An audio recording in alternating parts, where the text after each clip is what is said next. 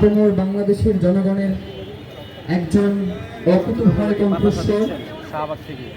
বাংলাদেশের মানুষ যার কণ্ঠে নিজেকে খুঁজে পায়, যার জ্বালাময়ী বক্তব্য, যার চিন্তা চেতনার সততা বাংলাদেশের মানুষকে নতুন করে ভাববার মতো প্রেরণা যোগায়।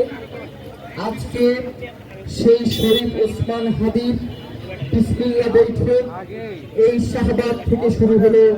সবাই আমরা বলি আলহামদুলিল্লাহ। এই শাহবাগে বাংলাদেশের স্বাধীনতার সার্বভৌমত্বকে বিপন্ন করে দেওয়ার নীল নকশা করা হয়েছিল।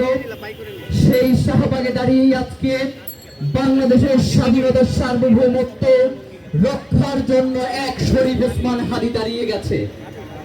আমরা বাংলাদেশের জনগণের কাছে একটি বার্তা পৌঁছে দিতে চাই।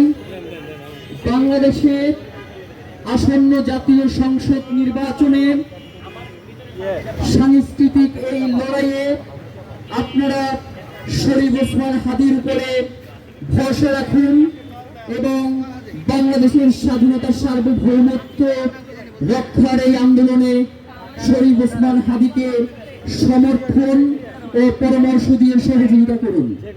তার রেজিমকে চেঞ্জ করার জন্যই তারা এই আন্দোলন করে নাই।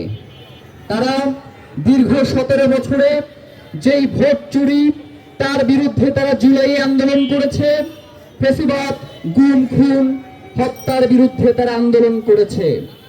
সুতরাং নতুন বাংলাদেশে কেউ যদি ভোট চুরি করতে যায়, সেই হাত সে অক্ষত নিয়ে বাসায় ফিরতে পারবে না। আমরা বাংলাদেশের জনগণের পক্ষ থেকে জানিয়ে দিতে চাই, অন্তত ঢাকা ৮ আসনে আপনারা এই ধরনের কোনো দুঃসাহস দেখানোর চেষ্টা করবেন না।